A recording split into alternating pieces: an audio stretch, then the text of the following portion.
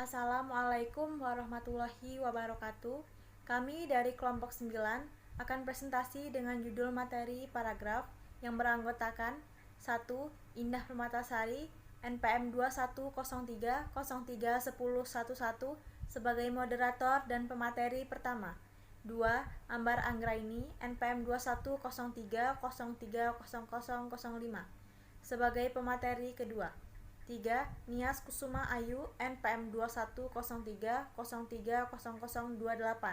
sebagai pemateri ketiga dan notulen. Pengertian paragraf.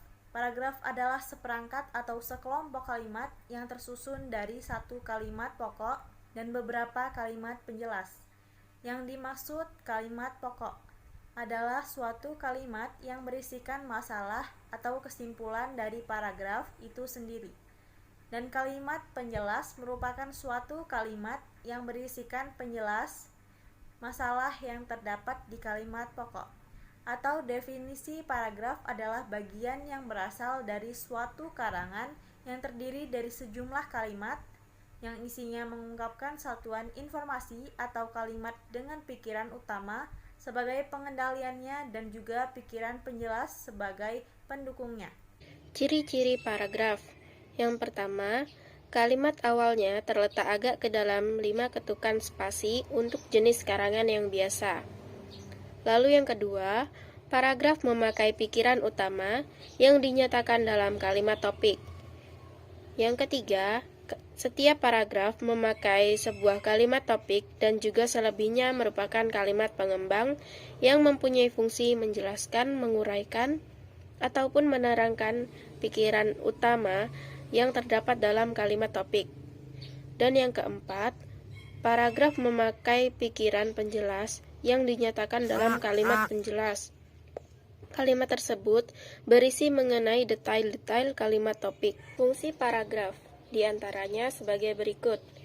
Yang pertama, mengekspresikan gagasan yang tertulis dengan memberikan bentuk suatu pikiran dan juga perasaan ke dalam serangkaian kalimat yang tersusun secara logis dalam suatu kesatuan. Yang kedua, untuk menandai peralihan gagasan baru bagi karangan yang terdiri beberapa paragraf. Ganti paragraf berarti ganti pikiran juga. Yang ketiga, untuk memudahkan perorganisasian gagasan bagi yang menulis dan memudahkan pemahaman bagi yang membacanya. Yang keempat, memudahkan pengembangan topik karangan ke dalam satuan unit pikiran yang lebih kecil. Yang kelima, untuk memudahkan pengendalian variabel, terutama pada karangan yang terdiri dari variabel. Kegunaan paragraf. 1. Sebagai penampung fragmen ide pokok atau gagasan pokok keseluruhan paragraf. 2. Alat untuk memudahkan pembaca memahami jalan pikiran penulisnya. 3. Penanda bahwa pikiran baru dimulai. 4. Alat bagi pengarang untuk mengembangkan jalan pikiran secara sistematis. 5. Dalam rangka keseluruhan karangan, paragraf dapat berguna bagi pengantar, transisi, dan penutup. Unsur-unsur paragraf. 1. Transisi. 2. Kalimat topik. 3. Kalimat pengembang. 4. Kalimat penegas.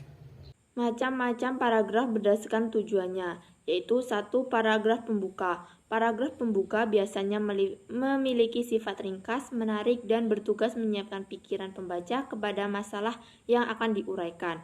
Contoh dari paragraf pembuka yaitu, pemilu baru saja usai. Sebagian orang, terutama caleg yang sudah pasti jadi, mereka bersyukur karena pemilu berjalan lancar seperti yang diharapkan. Namun, tidak demikian yang dirasakan oleh para caleg yang gagal memperoleh kursi di parlemen. Mereka mengalami stres berat sehingga tidak bisa tidur dan tidak mau makan. 2. Paragraf penghubung. Paragraf penghubung berisi inti masalah yang hendak disampaikan kepada pembaca. Secara fisik, paragraf ini lebih panjang daripada paragraf pembuka. Sifat paragraf-paragraf penghubung bergantung pola dari jenis karangannya. Dalam karangan-karangan yang bersifat deskriptif, naratif, eksposisi, paragraf-paragraf itu harus disusun berdasarkan suatu perkembangan yang logis. Bila uraian itu mengandung pertentangan pendapat, Maka beberapa paragraf disiapkan sebagai dasar atau landasan untuk melangkah kepada paragraf-paragraf yang menekankan pendapat pengarang. 3. Paragraf penutup. Paragraf penutup biasanya berisi simpulan untuk argumentasi atau penegasan kembali untuk eksposisi mengenai hal-hal yang dianggap penting. Contoh paragraf penutup yaitu, demikian proposal yang kami buat, semoga usaha kafe yang kami dirikan mendapat ridho dari Tuhan Yang Maha Esa, serta bermanfaat bagi sesama. Atas segala perhatiannya, kami ucapkan terima kasih. Selanjutnya yaitu macam-macam paragraf berdasarkan letak kalimat utama. Pertama yaitu paragraf deduktif. Paragraf deduktif ditandai dengan terdapatnya kalimat utama di awal paragraf dan dimulai dengan pernyataan umum yang disusun dengan uraian atau penjelasan khusus. 2. Paragraf induktif. Paragraf induktif ditandai dengan terdapatnya kalimat utama di akhir paragraf dan diawali dengan uraian atau penjelasan bersifat khusus dan diakhiri dengan pernyataan umum. 3. Paragraf campuran. Paragraf campuran ditandai dengan terdapatnya kalimat utama di awal dan akhir paragraf. Kalimat utama yang terletak di akhir merupakan kalimat bersifat penegasan kembali. Macam-macam paragraf berdasarkan isi. 1. Paragraf deskripsi.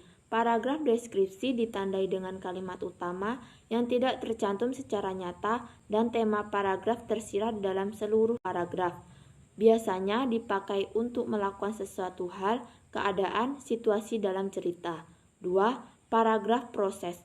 Paragraf proses ditandai dengan tidak terdapatnya kalimat utama dan pikiran utamanya tersirat dalam kalimat-kalimat penjelas yang memaparkan urutan suatu kejadian atau proses, meliputi waktu, ruang, klimaks, dan anti klimaks.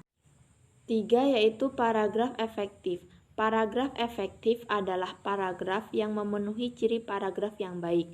Paragrafnya terdiri atas satu pikiran utama dan lebih dari satu pikiran penjelas. Tidak boleh ada kalimat sambung, harus ada koherensi antar kalimat.